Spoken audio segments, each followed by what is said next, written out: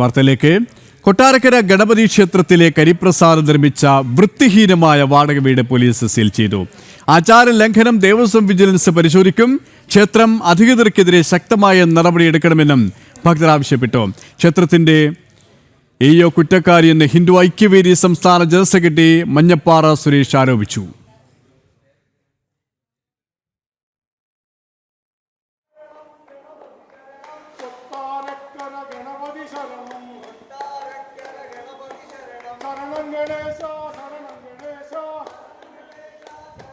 വിശദാംശങ്ങളുമായി എം മനോജ് ചേരുകയാണ്. മനോജ്, വലിയ ആചാര ലംഘനം തന്നെയാണ് കൊട്ടാരക്കര ഗണപതി ക്ഷേത്രത്തിൽ നടന്നത്.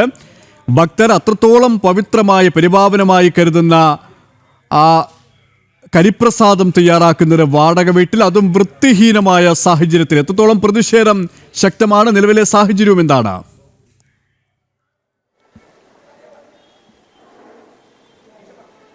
തീർച്ചയായും കെ പി, കരിപ്രസാദം മാത്രമല്ല ചന്ദനവും ഭസ്മവും എല്ലാം നമ്മൾ ആ വീട്ടിൽ നിന്ന് കണ്ടെത്തിയിട്ടുണ്ടായിരുന്നു. ഇവിടേക്ക് ഇപ്പോൾ ഈ പ്രവർത്തകരൊക്കെ ചേർന്നുകൊണ്ട് ഇപ്പോൾ നാമജപവുമായി ഇവിടേക്ക് എത്തിയിരുന്നു. അതായത് ഈ ഒരു സംഭവവുമായി ബന്ധപ്പെട്ട ആ വീട്ടിലേക്ക് എത്തിയപ്പോൾ കണ്ട കാഴ്ചയാണ് നമ്മൾ ദൃശ്യങ്ങളിലൂടെ പുറത്തേക്ക് എത്തിച്ചത്. അതിലൊക്കെ തന്നെ കാണാൻ സാധിച്ചത് ഈ കരിപ്രസാദവും ചന്ദനവും അടക്കം ആ വീടിൽ, അതായത് ഒരു വാടക വീട്ടിൽ, ക്ഷേത്രത്തിലേക്ക് എത്തിക്കുന്ന ഈ പ്രസാദം ഒരു വാടക വീട്ടിൽ നിർമ്മിക്കുന്നതാണ്. അതിന് മറ്റ് തൊഴിലാളികളെയൊക്കെ ഉപയോഗിച്ചിരുന്നു. അത്തരത്തിലൊരു തട്ടിപ്പ് ഈ ക്ഷേത്രത്തിന്റെ മറവിൽ നടന്നിരുന്നു എന്നുള്ളതാണ്. എന്തായാലും നമ്മളോടൊപ്പം ചേരുന്നത് അവിടെ ഉണ്ടായിരുന്ന ഹിന്ദു ഐക്യവേദി BJP പ്രവർത്തകരൊക്കെയാണ്. ഏതായാലും ഇപ്പോൾ ആ വീട് പോലീസ് സീൽ ചെയ്തിരിക്കുന്നു. ഇനി മറ്റ് നടപടികളിലേക്ക് കടക്കുമെന്നാണ് പറയുന്നത്. എന്തായാലും മുന്നോട്ട് വെക്കുന്ന ആവശ്യം എന്താണ്?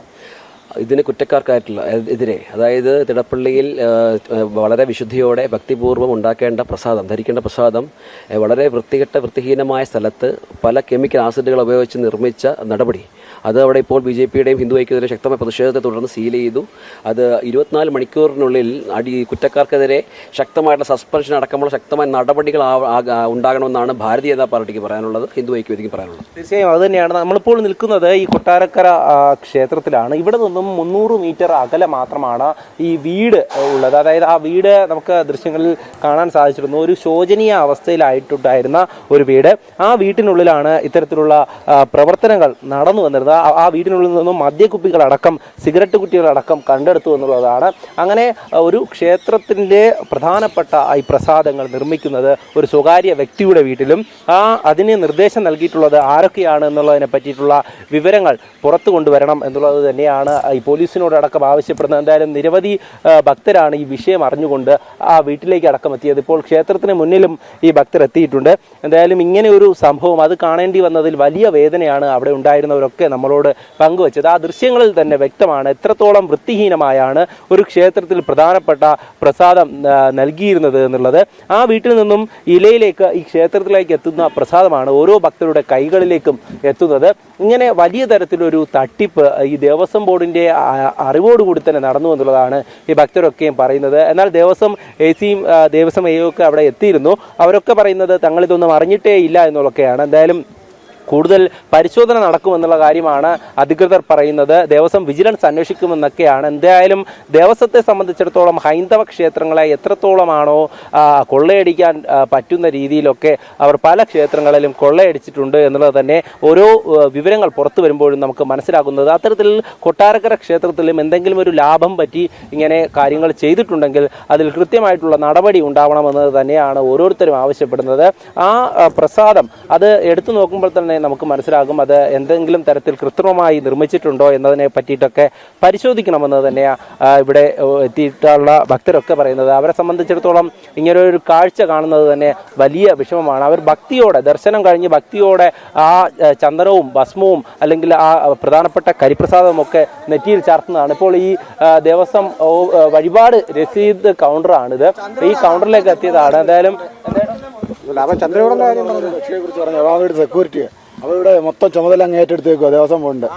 തീർച്ചയായും ഈ സെക്യൂരിറ്റിമാരടക്കം ഇവിടെ എത്തുന്ന ഭക്തരോട് അപമര്യാദയായി പെരുമാറുന്നു എന്നുള്ള കാര്യമാണ് ഇവിടെ ഓരോരുത്തരും പറയുന്നത്. അത്തരത്തിൽ ഇവിടെ ഉള്ള ദേവസ്വം ജീവനക്കാരുടെ ഈ ഇങ്ങനെയുള്ള തട്ടിപ്പുകളടക്കം പുറത്തു കൊണ്ടുവരുന്ന ഒരു സാഹചര്യമാണ്. ദേവസ്വം ജീവനക്കാർ പലരും അറിഞ്ഞിട്ട് തന്നെയാണ് ഇങ്ങനെയൊരു തട്ടിപ്പ് ഈ ക്ഷേത്രത്തിന് പുറത്ത് നടന്നത് എന്നുള്ളത് ഓരോരുത്തരും പറയുന്നുണ്ട്.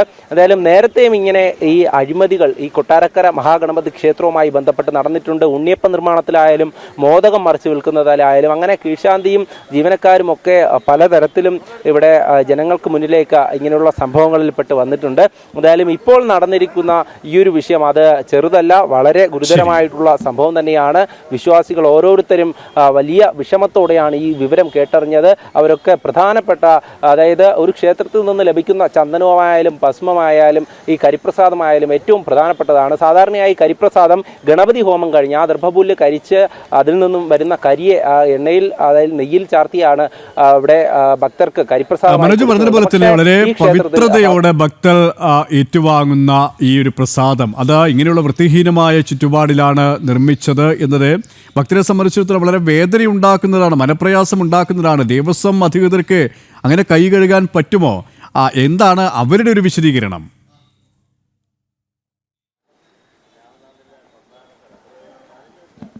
തീർച്ചയായും ഒരിക്കലും ദേവസ്വം അധികൃതർക്ക് ഇതിൽ നിന്നും ഒഴിഞ്ഞു മാറാൻ സാധിക്കില്ല.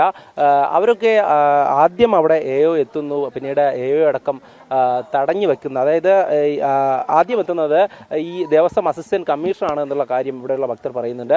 അവരെയാണ് ആദ്യം അവിടെ തടഞ്ഞു വെച്ചത്. പിന്നാലെയാണ് അവിടേക്ക് 4 മണിക്കൂർ കഴിഞ്ഞ ശേഷമാണ് ഈ ക്ഷേത്രത്തിൻ്റെ ചുമതലയുള്ള AO അടക്കം എത്തുന്നത്. അവരെയൊക്കെ അവിടെ തടഞ്ഞു വെക്കുന്ന ഒരു സാഹചര്യമുണ്ടായി. പിന്നീട് ഈ വിവരങ്ങൾ ചോദിക്കുമ്പോഴാണ് കൃത്യമായും തങ്ങൾക്കൊന്നും അറിയില്ല എന്നുള്ള കാര്യം ഈ ദേവസ്വം അധികൃതർ പറയുന്നത്.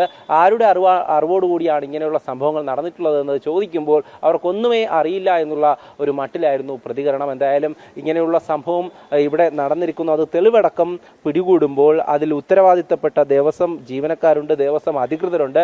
ഇനി ദേവസ്വം പ്രസിഡന്റിന്റെ അറിവോടുകൂടി ക്ഷേത്രത്തിൽ എന്തെങ്കിലും തരത്തിലുള്ള ഇങ്ങനെയുള്ള തട്ടിപ്പുകൾ നടന്നിട്ടുണ്ടോ എന്നതുകൂടെ അന്വേഷിക്കണമെന്നതാണ് ഈ ക്ഷേത്രത്തിൽ നിന്നും ഭക്തരടക്കം പറയുന്നത്. ഇപ്പോൾ നിരവധി ഭക്തർ ഇവിടേക്ക് ദർശനത്തിനായി എത്തുന്നുണ്ട്. ഈ ദർശനത്തിനായി എത്തുന്ന ഭക്തർക്ക് ലഭിക്കുന്ന പ്രസാദമാണ് ഇങ്ങനെ നമുക്ക് ഈ ഒരു തരത്തിൽ കണ്ടെത്താൻ സാധിച്ചത്. അത് ഒരു വീട്ടിൽ നിന്നും ഒത്തിരിയായി വാഴയിലകളൊക്കെ കട്ട് ചെയ്തുകൊണ്ട് അതിൽ ഇങ്ങനെ പ്രസാദം അവിടെ നിർമ്മിച്ചു വച്ചിരിക്കുന്നതാണ് നമ്മൾ ആ ദൃശ്യസഹിതം പുറത്തുവിട്ടത്. KP. യെസ്, കൊട്ടാരക്കര ഗണപതി ക്ഷേത്രത്തിൽ ആചാര ലംഘനം, വലിയ പ്രതിഷേധമാണ് ഭക്തരുടെ ഭാഗത്തു നിന്നും ഉണ്ടാകുന്നത്. മനോജാണ് വിശദാംശങ്ങൾ നൽകിയത്.